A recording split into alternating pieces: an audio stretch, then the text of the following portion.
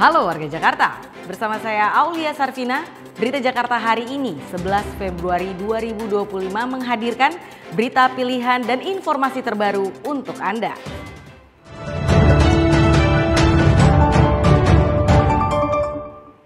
Warga Jakarta, sebelum kita ke berita utama Berita Jakarta hari ini, dari meja redaksi telah kami siapkan 3 berita pilihan dari website beritajakarta.id berikut ini.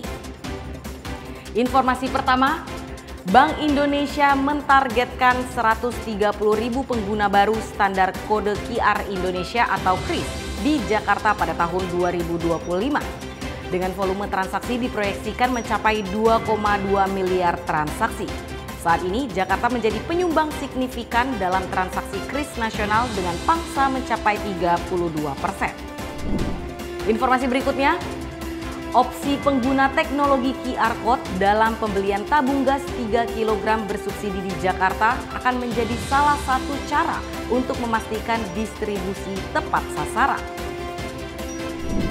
Selanjutnya, 100 personel Dinas Perhubungan DKI Jakarta lengkap dengan puluhan unit mobil derek dikerahkan untuk mendukung operasi Keselamatan Jaya 2025 mulai 10 Februari hingga 23 Februari 2025. Informasi selengkapnya, warga Jakarta bisa langsung kunjungi website beritajakarta.id, website berita resmi pemerintah Provinsi DKI Jakarta.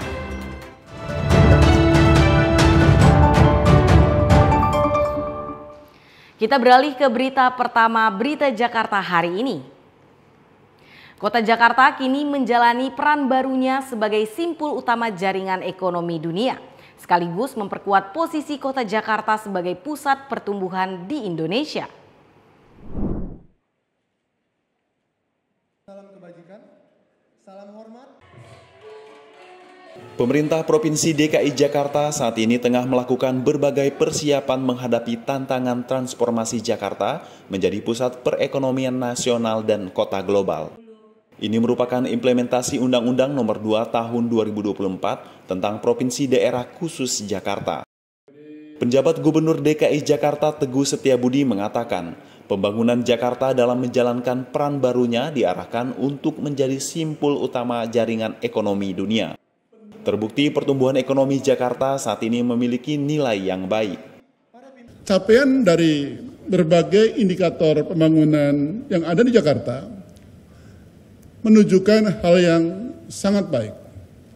Dari sisi laju pertumbuhan ekonomi, walaupun kita relatif sedikit di bawah capaian LPE nasional, kita berada di angka 4,9%. Namun demikian juga terkait bagaimana kita memberikan pengaruh yang besar terhadap PDRB dan inflasi pusat.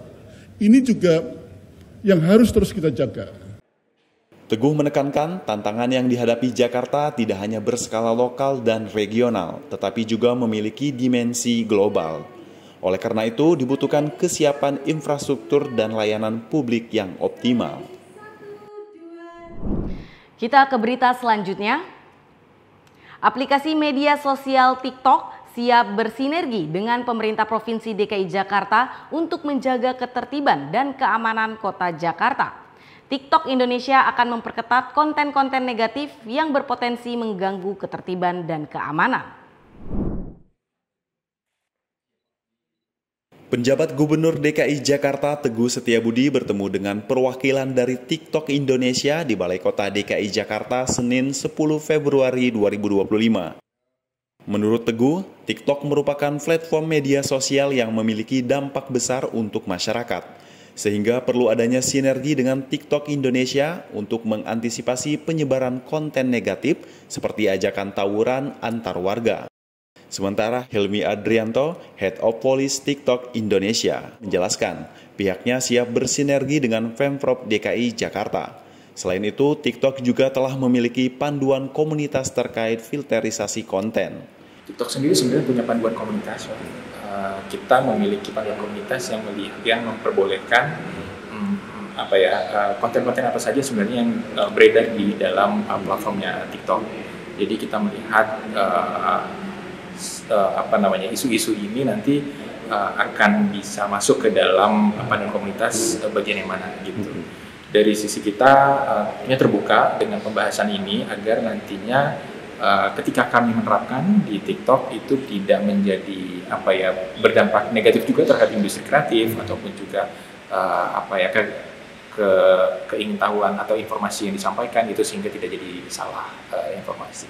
Ya, kami juga memiliki fitur report, jadi atau fitur laporkan ketika memang dari Pemprov melihat bahwa ini meresahkan dengan bukti-bukti yang juga sangat jelas bahwa ini benar-benar membawa dampak buruk bagi masyarakat, itu bisa dilaporkan dan kami akan langsung turunkan apabila melihat bahwa dampaknya benar-benar masif dan merugikan masyarakat.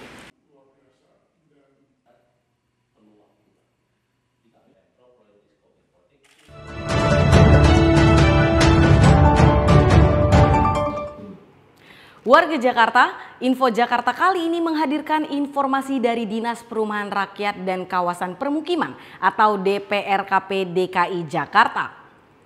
Warga Jakarta yang ingin memiliki hunian dan tinggal di Rusunawa kini dapat kemudahan untuk mengajukan permohonan unit Rusunawa melalui aplikasi Sirukim.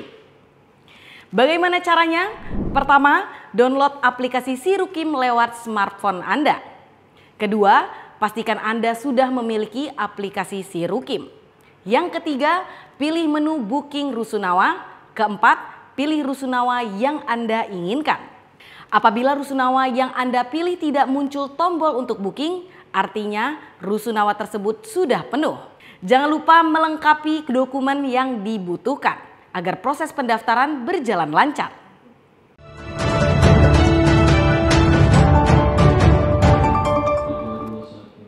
Beralih ke informasi cuaca, sebelum memulai aktivitas esok hari, warga Jakarta bisa melihat perakiraan cuaca yang dirilis Badan Meteorologi, Klimatologi, dan Geofisika atau BMKG. Dikutip dari laman bmkg.go.id, pada Rabu 12 Februari 2025, Jakarta diperkirakan bakal berawan di sebagian besar wilayahnya. Untuk wilayah yang berawan yakni Jakarta Pusat, Jakarta Barat, Jakarta Utara, dan Kepulauan Seribu. Sementara wilayah Jakarta Selatan dan Jakarta Timur diperkirakan akan diguyur hujan ringan. Suhu udara diperkirakan berkisar antara 24 hingga 32 derajat Celcius. Masyarakat diimbau tetap waspada dengan perubahan cuaca yang terjadi. Demikian berita Jakarta hari ini. Saya Aulia Sarvina dan tim redaksi pamit undur diri. Menyongsong 5 abad Jakarta, jati diri Indonesia, megapolitan dunia. Sampai jumpa.